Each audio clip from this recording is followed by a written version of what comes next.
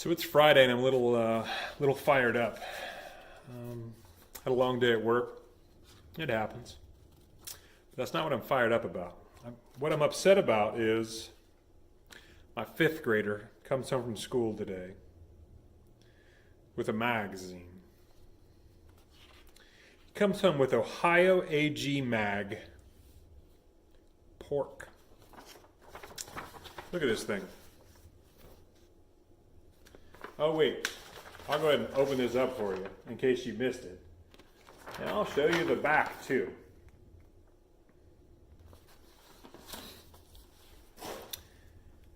So they brought in baby pigs and baby cows for these kids to ooh and ah over while they teach them how important pork is to the state of Ohio. You'll never guess how many pounds of pork are produced in the state of Ohio. I had no idea. Any guess I had would have been woefully inadequate. Oddly enough, Ohio ranks 7th in the number of pigs raised each year. Wouldn't have guessed that. How many pounds of pork did Ohio farmers raise last year? According to AG Mag, 32 billion pounds of pork were produced in the state of Ohio last year. There are roughly 3,700 farms that raise pigs in the state of Ohio. Wouldn't have guessed that.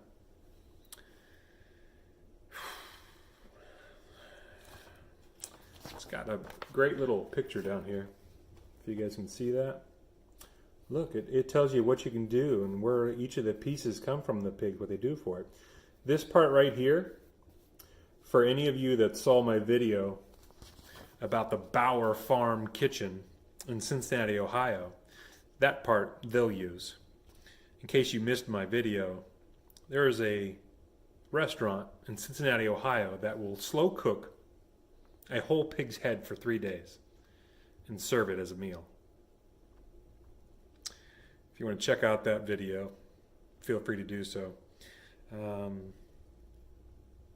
If you don't like the F word, don't watch that video. I was pretty pissed. You know, I didn't grow up this way. I didn't. My wife led us to this movement. My wife led us to this journey. And when you change your perspective of how you look at animals, how you view them, how you treat them, things like this really upset you. Oh, yeah. They also sent home this 2-piece flyer about farm safety. Nowhere in here does it say, how do we keep the animals safe? Nope. That's not a topic of discussion. Not in the least bit.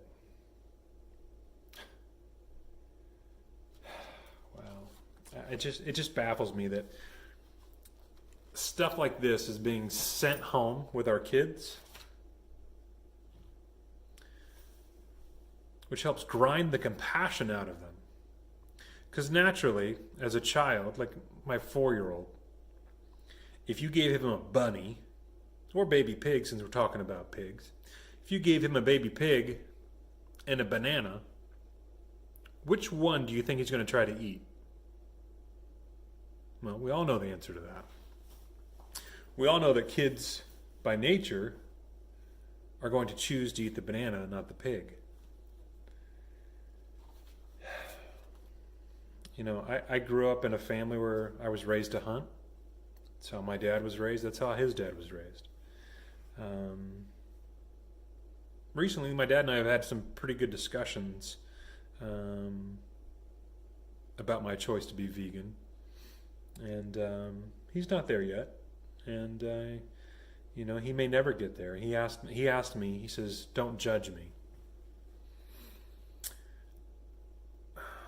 I don't judge people who still eat meat. I don't judge people who still support these industries. I supported them for most of my life.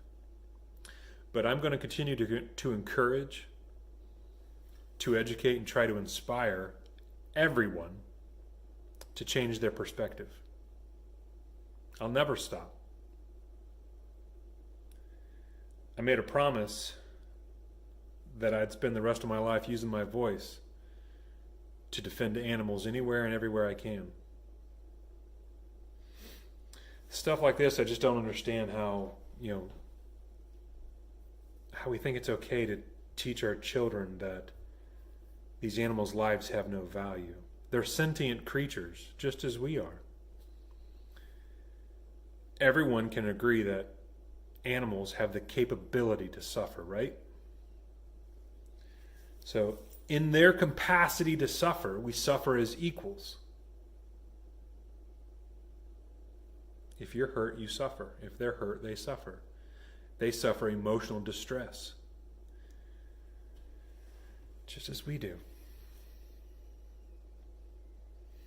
And in their capacity to suffer,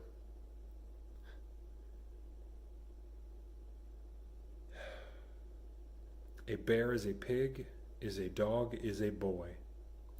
It's one of my favorite quotes from Philip Wallen. And it's a powerful one, because when you start thinking about things and looking at things differently, when you accept that that is an animal that feels pain, that feels joy, that wants to be with its family, with its herd, you don't want to be the reason that that animal is suffering anymore. You don't want to be the reason why that animal dies anymore.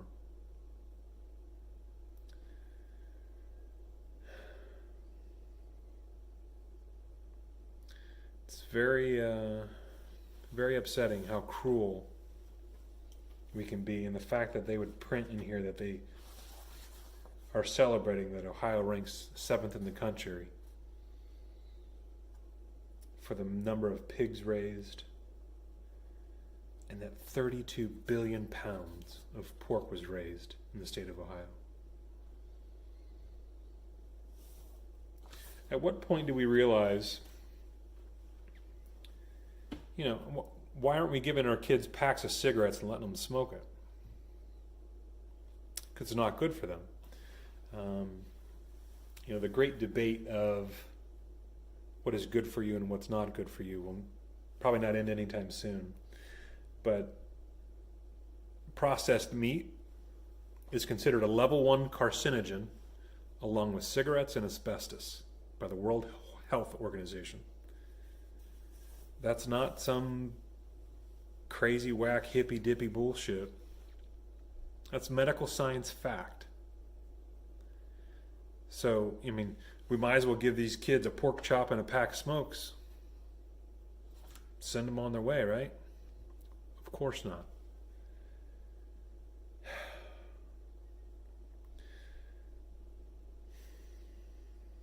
It's heartbreaking to think about 32 billion pounds of pork raised in the state of Ohio.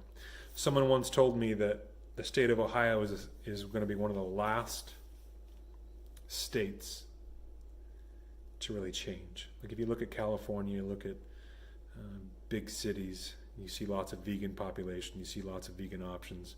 And Ohio is growing, and we are getting more and more options. But when you see stuff like this, it's a little disheartening. This person told me that there's no way that they're going to change Ohio. Well, I'm going to do everything I can to change Ohio. I'm going to do everything I can to reach out to men everywhere, to help them open their eyes, open their hearts to a different way to look at things. It's important for our future, it's important for the planet, it's important for our kids, it's important for our health, and of course, it's important for the animals. We've got to do all we can do, because every day our kids are hit with McDonald's, our kids are hit with stuff like this in school. Food can either fight disease or fuel it. What would you choose for your children?